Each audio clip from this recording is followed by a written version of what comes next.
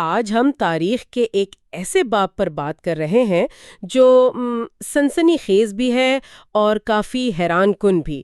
ملکہ Victoria, جن کا دور حکومت برطانیہ کی تاریخ میں بہت طویل مانا جاتا ہے، ان کی جان لینے کی کوششیں ہوئیں، اور ایک نہیں، دو نہیں، بلکہ 7 مختلف کوششیں۔ جی 7 بار۔ اور یہ واقعی کوئی معمولی بات نہیں ہے۔ ہمارے پاس جو معلومات ہیں وہ ہسٹورک مسٹریز نامی ذریعے سے لی گئی ہیں، اور یہ تفصیلات جو ہیں وہ واقعی قابل غور ہیں۔ یہ صرف واقعات کی ایک لسٹ نہیں ہے، بلکہ یہ ملکہ کی اپنی شخصیت، ان کے عزم اور اس دور کے معاشرے کی بھی عکاسی کرتی ہیں۔ تو آج اس تفصیلی گفتگو کا مقصد صرف یہ گننا نہیں کہ حملے کتنی بار ہوئے، بلکہ یہ سمجھنا ہے کہ ان حملوں کے پیچھے محرکات کیا تھے، حملہ آور کون لوگ تھے، ملکہ نے ان خطرناک حالات کا سامنا آخر کیسے، اور سب سے اہم بات، ان واقعات نے ملکہ کی شخصیت، ان کی حکمرانی اور عوام میں ان کی مقبولیت پر کیا اثر ڈالا۔ آئیے اس معاملے کی ذرا گہرائی میں اترتے ہیں۔ 7 کوششیں، یہ تعداد ہی آپ سوچیں ناقابل یقین ہے۔ ایسا لگتا ہے کہ ان کی جو پوری حکمرانی تھی وہ مسلسل خطرات کے سائے میں گزری۔ معلومات سے یہ پتہ چلتا ہے کہ انہوں نے ان حالات میں غیر معمولی ہمت دکھائی، ثابت قدمی کا مظاہرہ کیا۔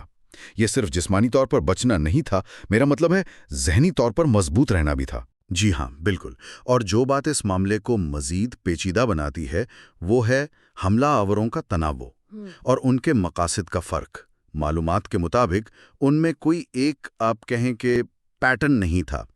کچھ حملوں کے پیچھے تو سیاسی جوش و جذبہ تھا، کچھ لوگ شاید شہرت چاہتے تھے، اور کچھ اپنی ذاتی پریشانیوں اور ذہنی الجھنوں کا شکار تھے۔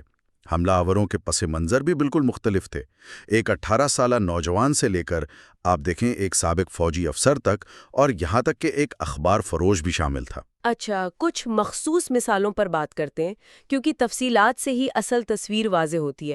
پہلا قابل ذکر حملہ جو ہے وہ 1840 میں ہوا، جب ایڈورڈ آکسفورڈ نامی ایک نوجوان، صرف 18 سال کا لڑکا تھا۔ اس نے بکنگھم پیلس کے قریب ملکہ اور شہزادہ ایلبرٹ کی گاڑی پر فائرنگ کی، اور یہ ان کی شادی کے صرف 4 ماہ بعد ہوا۔ بالکل۔ آکسفورڈ نے 2 پسٹول فائر کیے، لیکن خوش قسمتی سے ملکہ کو کوئی نقصان نہیں پہنچا۔ دلچسپ بات یہ ہے کہ مقدمے کے دوران اسے ذہنی عدم توازن کی بنیاد پر بری کر دیا گیا، اور باقی زندگی اسے ذہنی امراض کے ہسپتالوں میں اور پھر آسٹریلیا میں گزارنی پڑی۔ لیکن اس واقعے نے ایک لہر ضرور پیدا کی۔ سوال اٹھے کہ کیا ایک نوجوان محض شہرت کے لیے ایسا کر سکتا ہے، یا اس کے پیچھے کوئی گہری سازش تھی؟ اور پھر جون فرانسس کا معاملہ ہے، اس نے تو حد ہی کر دی۔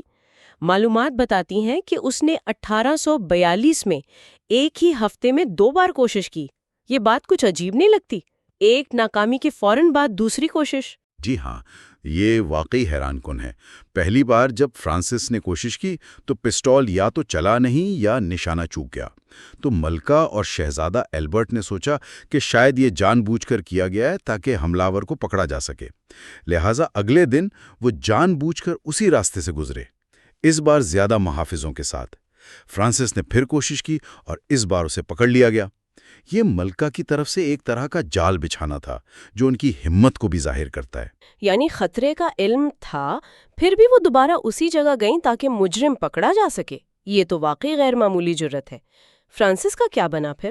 اسے پہلے تو سزائے موت سنائی گئی، لیکن بعد میں ملکہ نے خود اس کی سزا عمر قید میں بدل دی، اور اسے بھی ملک بدر کر دیا گیا۔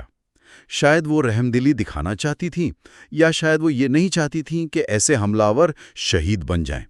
اور اس کے فوراً بعد جان ولیم بین نامی ایک اور شخص نے، وہ کبڑا تھا اور اخبار بیچتا تھا، اسی سال ایک اور کوشش کی۔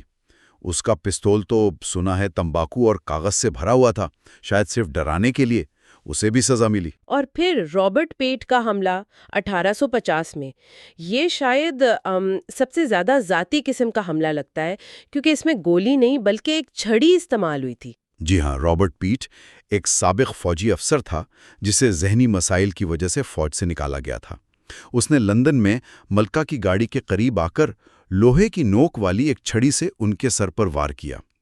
اس حملے میں ملکہ کو چوٹیں بھی آئیں، ان کا بونٹ ٹوٹ گیا۔ یہ حملہ اس لیے بھی اہم ہے کہ یہ جسمانی طور پر سب سے قریب کا حملہ تھا۔ تو اس حملے کے بعد ملکہ کا رد عمل کیا تھا؟ یقیناً وہ شدید صدمے میں ہوں گی۔ صدمہ تو جی یقیناً ہوا ہوگا، لیکن یہاں ان کی شخصیت کا ایک اور پہلو سامنے آتا ہے۔ معلومات کے مطابق حملے کے فوراً بعد زخمی ہونے کے باوجود انہوں نے عوام میں اپنا جو طے شدہ دورہ تھا وہ جاری رکھا، اور اسی شام وہ اوپرا بھی گئیں۔ عوام نے ان کا بہت پرجوش استقبال کیا۔ یہ صرف بہادری نہیں تھی، یہ ایک پیغام تھا کہ وہ ڈرنے والی نہیں ہیں اور نہ ہی اپنی ذمہ داریوں سے پیچھے ہٹیں گی۔ یہ حکمت عملی تو کمال کی ہے کہ آپ عوام میں فوراً ظاہر ہوں، اپنے معمولات جاری رکھیں۔ اس کا عوام پر کیا اثر پڑا ہوگا؟ کیا لوگ ڈر گئے یا ملکہ کی حمایت میں اضافہ ہوا؟ شواہد تو یہی بتاتے ہیں کہ ان واقعات اور خاص طور پر ملکہ کے رد عمل نے عوام میں ان کی مقبولیت اور عزت میں بے پناہ اضافہ کیا، بجائے اس کے کہ لوگ انہیں ایک کمزور حکمران سمجھیں جو ہر وقت خطرے میں ہیں۔ انہوں نے ملکہ کو ایک نڈر اور پرعزم شخصیت کے طور پر دیکھا۔ ہر حملے کے بعد عوامی ہمدردی اور حمایت کی ایک لہر اٹھتی تھی۔ لوگ ان کی سلامتی کے لیے دعا کرتے اور ان کا عوام کے سامنے آنا اس تعلق کو مزید مضبوط کرتا۔ یعنی یہ حملے بجائے اس کے کہ ملکہ کے اقتدار کو کمزور کرتے، الٹا ان کی پوزیشن کو مستحکم کرنے کا باعث بنے۔ یہ تو ایک غیر متوقع سا نتیجہ ہے۔ بالکل، تاریخی مسٹریز کا ذریعہ بھی اسی نقطے پر زور دیتا ہے۔ ان قاتلانہ حملوں نے عجیب طور پر بادشاہت اور عوام کے درمیان ایک جذباتی تعلق پیدا کیا۔ ملکہ صرف ایک حکمران نہیں رہیں، بلکہ ایک ایسی انسان بن گئیں جن کی زندگی خطرے میں تھی اور جنہوں نے اس خطرے کا بہادری سے سامنا کیا۔ اس سے عوام کو ان سے ایک ذاتی قسم کی وابستگی محسوس ہوئی۔ ذریعے کے الفاظ میں ان واقعات نے عوام کے گہرے احترام کو مضبوط کیا۔ اچھا، اور دوسرے حملہ وروں کے بارے میں کیا معلومات ہیں؟ ایک ناراض اداکار کا بھی ذکر ملتا ہے۔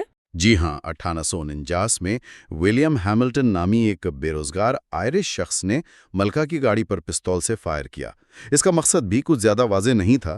کچھ کا خیال ہے کہ وہ شاید آئرلینڈ کی جو خراب صورتحال تھی اس کی طرف توجہ دلانا چاہتا تھا۔ اسے بھی ملک بدری کی سزا ملی، اور آخری حملہ 1882 میں روڈرک میکلین نامی ایک شخص نے کیا۔ وہ ایک مایوس شاعر تھا۔ اس نے ونزر اسٹیشن پر ملکہ کی گاڑی پر فائر کیا۔ اسے بھی ذہنی عدم توازن کی بنا پر بری کر دیا گیا، جس پر کہا جاتا ہے ملکہ نے کافی ناراضگی کا اظہار کیا تھا، کیونکہ وہ سمجھتی تھیں کہ ایسے لوگوں کو سزا ملنی چاہیے۔ تو یہ تمام واقعات مل کر ایک بہت ہی پیچیدہ تصویر بناتے ہیں۔ مختلف حملہ آور، مختلف محرکات، لیکن نتیجہ ہر بار ایک ہی رہا۔ ملکہ محفوظ رہیں اور عوام میں ان کی عزت بڑھی۔ اس سے قیادت اور عوامی تاثر کے بارے میں کیا سیکھا جا سکتا ہے؟ بحران اور ذاتی خطرات کا سامنا کیسے کرتے ہیں۔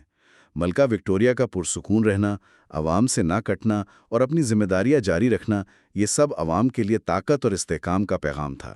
انہوں نے خطرے کو اپنی کمزوری نہیں بننے دیا، بلکہ اسے اپنی طاقت میں بدل دیا۔ یہ بھی دلچسپ ہے کہ اس دور میں جب بادشاہت پر سوالات بھی اٹھ رہے تھے تو ان حملوں نے شاید غیر ارادی طور پر بادشاہت کے ادارے کو مضبوط کیا۔ یہ ایک بہت اہم نقطہ ہے۔ جب عوام اپنی ملکہ کو اتنے خطرات کا سامنا کرتے ہوئے دیکھتے اور پھر ان کی بہادری اور عزم کا مشاہدہ کرتے، تو اس سے بادشاہت کے ادارے سے بھی ان کی وابستگی گہری ہوتی گئی۔ ملکہ وکٹوریہ صرف ایک حکمران نہیں، بلکہ ایک قومی علامت بن گئیں، ہمت کی، فرض شناسی کی اور استقامت کی۔ ان حملوں نے بجائے انہیں تاریخ کے حاشیے پر دھکیلنے کے، انہیں مرکز میں لا کھڑا کیا اور ان کی میراث کو مزید مضبوط کیا۔ تو اگر ہم اس ساری گفتگو کا خلاصہ کریں، ملکہ وکٹوریہ کو اپنی طویل تقریباً 63 سالہ حکمرانی کے دوران کم از کم 7 قاتلانہ حملوں کا سامنا کرنا پڑا۔